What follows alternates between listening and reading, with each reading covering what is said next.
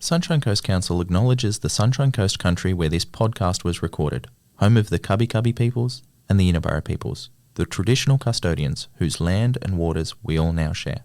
We wish to pay respect to their elders, past, present and emerging, and acknowledge the important role First Nations people continue to play within the Sunshine Coast community.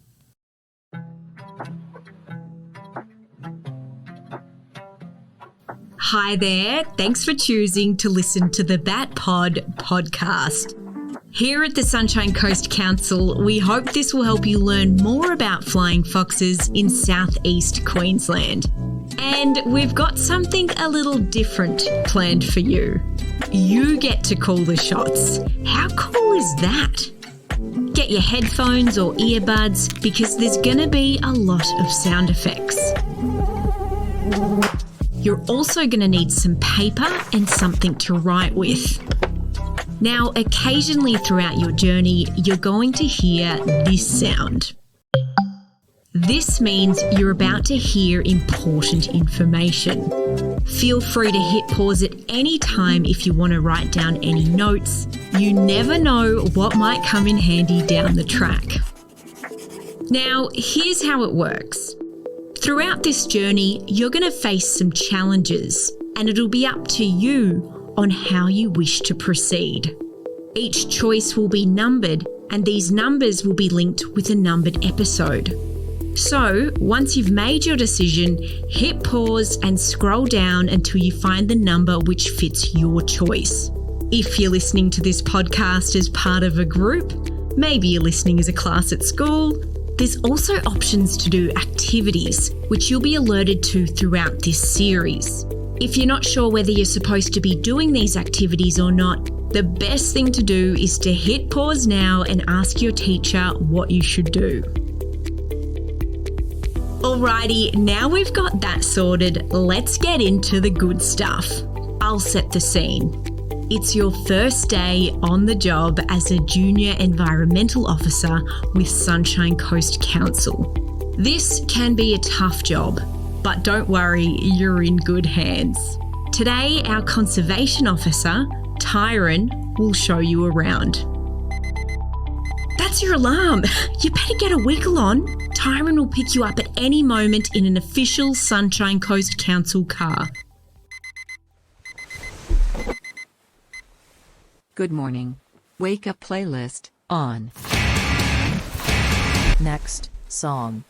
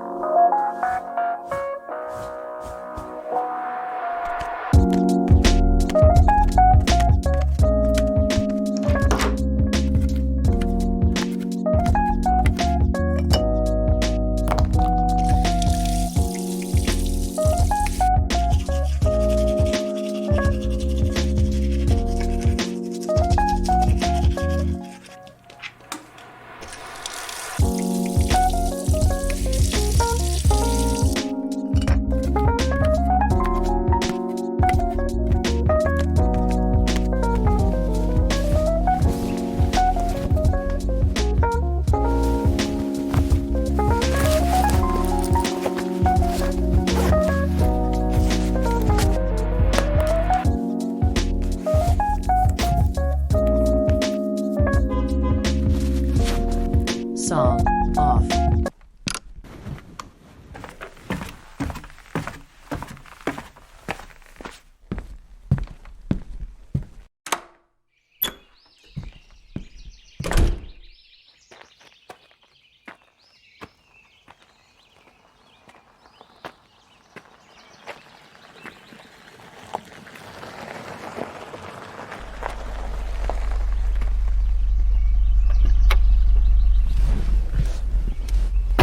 Hey, great to meet you. I'm Tyron. Today we're heading to some of the sites you'll be working on so you can get a feel for the role. What do you reckon? Awesome.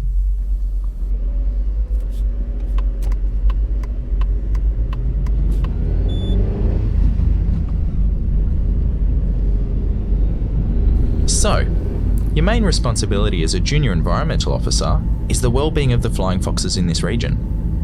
And a big part of that will be working with residents who live near flying fox roosts. Do you know much about these animals? Sweet, no worries at all. So as you may know, flying foxes are also known as bats, or fruit bats. This is because they eat fruits, nectar and pollen. And surprisingly, they actually have quite a lot in common with us. They're mammals, so they give birth to live young, usually one per year. And their babies, which are called pups, drink their mum's milk. Animals are broken up into groups of similar families called orders. Flying foxes are part of the order Chiroptera, which means they've got hand wings. They're also pentadactyl, which means they have 5 digits, just like us. Flying foxes, or bats, are the only mammal capable of true flight, which is pretty wild when you think about it. You don't see dogs or cats or whales flying. Here on the Sunshine Coast, we have 3 main flying fox species: the little red flying fox, black flying fox, and the grey-headed flying fox, which unfortunately has been listed as vulnerable to extinction. That means if we don't do anything to protect them, there won't be any left in the future. I know I've just unloaded a lot of information on you. Feel free to write things down as we go along. And I wasn't going to say anything, but there might be a little quiz at the end. So just to recap, flying foxes are also known as bats, or fruit bats, because they eat fruits, nectar and pollen. They're mammals. They usually give birth to 1 live young per year. They're part of the order Chiroptera, which means they've got hand wings, and they've got 5 digits. On the Sunshine Coast, we have 3 main flying fox species: the little red flying fox, the black flying fox, and the grey-headed flying fox. Okay, if you finished taking notes, we better get cracking. We're coming up to our first site. It's in Maleny, which means the traditional custodians of this area are the Yinambara people.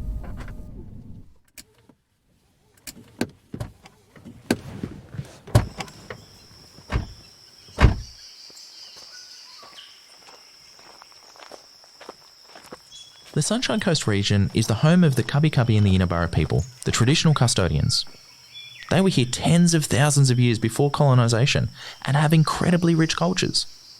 As I said before, your main focus will be on flying foxes.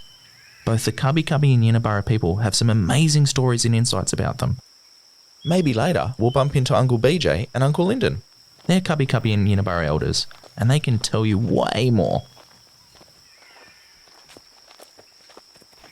On this site, there's a large colony of flying foxes. There can be tens of thousands all living together. Can you imagine? That's a lot of housemates.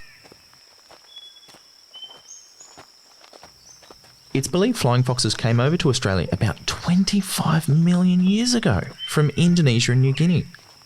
Research seems to indicate it all happened when the population of flowering plants like eucalypts increased and mostly replaced other trees like casuarinas as the main forest vegetation. Eucalypts are part of the Myrtaceae family, and many of these species use nectar to attract pollinators to fertilise their flowers. Flying foxes play a crucial role in pollination and spreading seeds of plants. Basically, the pollination cycle begins when the flying foxes fly to the plants, where they drink the nectar. Flying foxes are covered in fur, so when they drink the nectar, the pollen sticks to their fur. Then they fly to the next flower and the pollen is transferred to the new plant. And the cycle repeats. Now, one major reason that makes flying foxes so important to certain types of plants is that they're nocturnal pollinators, which means they go out looking for nectar at night. This is important because several species of plants only produce their flow of nectar at night. So yeah, that can make things tricky.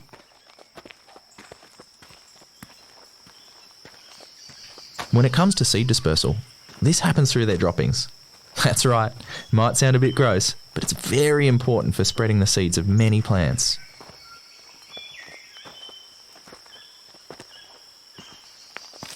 Did you know, during one night, flying foxes can fly up to 50 kilometres? That's like halfway from the Sunshine Coast to Brisbane. They pollinate heaps of plants during their trip and spread up to 60,000 seeds. Activity time. You have 2 options. Or you can do both. Look to your teacher or facilitator for directions. Option 1. From the information Tyron has given you, try drawing the flying fox pollination cycle. Get out your writing tools and visualise what it might look like. Share your drawings with your classmates and see if they look similar. Now, if you're feeling up to something a little trickier, perhaps you'd like to try option 2. Using other resources such as books or the internet, compare the digestive systems of flying foxes and humans. Complete a table of similarities and differences of the organs and functions and explore reasons for these differences. Hit pause until you're ready to carry on the journey.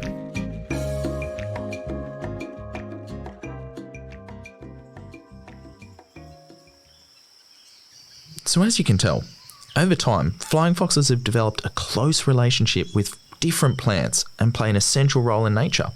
Without them, a number of species of plants and animals wouldn't exist.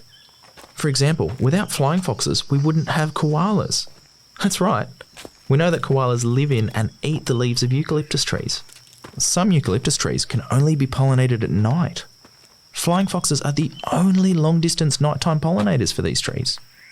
That's just one reason why flying foxes are so important. I know I've just bombarded you again with information, so let's do a quick recap. The Sunshine Coast region is made up of land of 2 First Nations groups, the Kabi Kabi and the Inabara people. They've been here for tens of thousands of years. Flying foxes are the main nighttime pollinators, which means many species of plants rely on them. Flying foxes play a vital role in the pollination and seed dispersal of more than 100 plant species. Without flying foxes pollinating these trees at night and dispersing their seeds, koalas wouldn't have a home or anything to eat.